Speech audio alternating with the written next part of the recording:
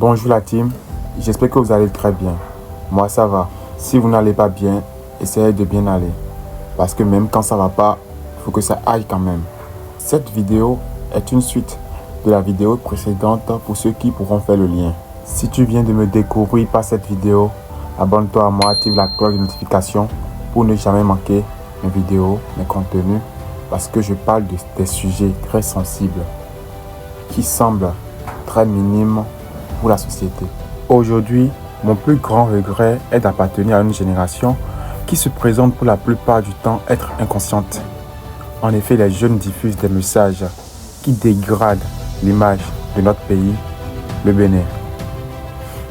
À titre illustratif, nous avons Denis Kokowaya et son équipe qui prolifèrent des menaces à l'endroit de Junior Natambou, des messages qui n'en valent pas la peine. Moi, je ne veux pas comprendre les raisons de ces embrouilles entre les deux personnages. Mais ce qui est énervant en cela, ce que je trouve vraiment très agaçant, c'est qu'on utilise la culture béninoise comme une arme de destruction envers son propre prochain. C'est-à-dire avec la culture africaine, tu peux détruire ton prochain.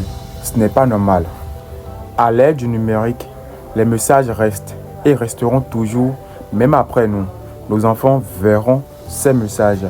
Donc, au lieu d'utiliser l'Internet pour raconter des âneries, il serait mieux de diffuser des messages qui pourront nous lier et nous rendre fiers d'appartenir à notre terre, de quitter le Bénin, d'être un fils du Bénin. Sur TikTok, Facebook, Instagram et autres, il y a de plus en plus de faux marabouts qui utilisent des numéros béninois. Ces gens-là ne sont même pas souvent des béninois, mais ils arrivent à avoir un numéro béninois qu'ils mettent sur leur publication et diffusent leur annonce partout où ils passent. Les victimes que ces criminels font sont très énormes. C'est énormissime. Et cela fait qu'aujourd'hui, les jeunes innocents béninois qui essaient de se lancer sur les réseaux sociaux ont du mal à vivre ici. Moins gestes, on te catégorise. Moins gestes, on te discrimine. Parce que tu appartiens peut-être à une culture qui, selon eux, est une culture barbare. Ces jeunes innocents ont du mal à se lancer aujourd'hui sur les réseaux sociaux parce que l'image de notre culture est ternie. Ils cachent leurs vraies origines pour mieux paraître entre les gens. Moi, je suis béninois et je suis de Ouidah. Ma culture, je l'aime très bien, mais Dieu, encore plus que tout. J'invite tous les jeunes Africains à faire une auto-éducation pour ne plus proliférer ou diffuser des messages ainsi ternissant l'image de notre cher continent. Il est important de tourner 7 fois sa langue dans sa bouche avant de l'ouvrir et de proliférer ou bien de diffuser un message. Analyser la gravité, les répercussions de ce message sur le long terme.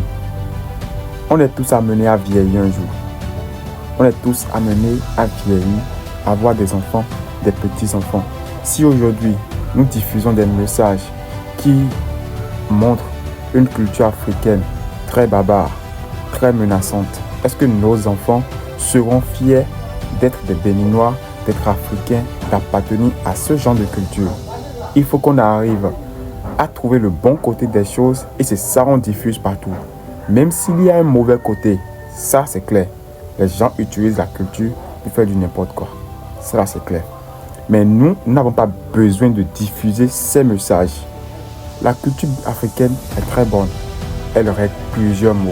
Il y a même des maladies aujourd'hui que la culture africaine est capable de guérir que la culture occidentale, la médecine occidentale aujourd'hui ne pourra pas guérir. Pour ceux qui ne le savent pas, les vrais pratiquants spirituels et chercheurs spirituels ne sont pas sur les réseaux sociaux. Les vrais pratiquants spirituels ne sont pas sur les réseaux sociaux et n'ont pas besoin de l'être avant de se nourrir. Ceux qui le font et vont dans les inbox, c'est-à-dire le messagerie privé des internautes, sont ceux qui ont faim. Ils ont faim, ils veulent manger à leur faim Donc, ils envoient les messages pour pouvoir toucher ceux qui ont des besoins spirituels. Ainsi, ils prennent leurs sous. Moi, j'aime mon pays, j'aime son président, j'aime le peuple béninois, j'aime la culture africaine, j'aime tout le monde. Mais nos messages doivent être des messages unissants et non des messages agaçants, menaçants, pour pouvoir montrer le mauvais côté des êtres africains. On n'est pas autant mauvais que ça. On peut cultiver l'amour du prochain comme Dieu le demande. Merci à vous d'avoir suivi la vidéo jusqu'à la fin. Si j'ai dit quelque chose que vous n'avez pas aimé, mettez-le en commentaire.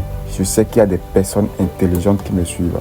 Si vous avez aussi des choses à me dire, n'hésitez pas de commenter, je vais vous lire. Et puis, on en parlera sur une autre vidéo. Ciao, je vous aime.